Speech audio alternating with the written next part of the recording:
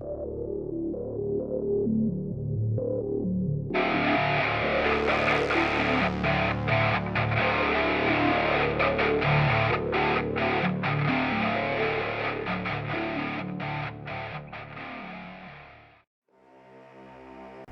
this is a custom Gustaf mask from Rubber Gorilla.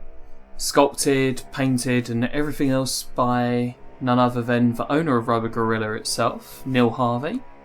This is probably one of my most revered masks. I absolutely love this mask beyond belief. It is a custom job, as I said, so the paint is not the original style of the mask. The faceplate itself, it has kind of like a ghostly porcelain something kind of like that. I'm not quite sure what you would call it. But the contrast between the faceplate and the initial mask itself, which has more of kind of like a worn leatherish look, and you can see here there's stitching. It is painted on, so it is sculpted on stitching, but nonetheless this is probably some of the best stitching work I've ever seen when it comes to having been sculpted and painted. The fact he glossed it over is such a nice touch. When I compare it to, say, when I did the review on the Trick or Treat Studios leather face mask, it's a big step up. Another big thing to mention on here as well is the shading. It seems like his shading is just incredible. I love the shading around the eyes, the way it kind of darkens around your own face inside the mask, so it'll only highlight your own eyes, but it is quite hard to see them when wearing. Another feature of this mask, we have some synthetic hair. I'm not a big fan of synthetic hair, but it does work quite well with this mask.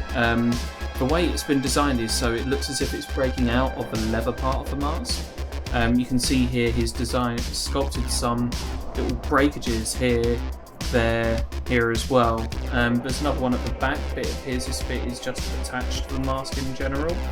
I'm still really impressed by it though, regardless of that. If I was to give criticism on the mask, I can't. I just love this mask. The stitching at the back, wow, corseting. It's elasticated as well, which it gives extra comfort. You'd have to have a pretty damn big head to find this pretty tight. It is quite a large mask. There's a sculpted on strap over the top of the mask, as you can see here. Glossed on screws. Lovely, I love that gloss look. So, when wearing it, it slips on very easily, very snug, very comfy, as I said.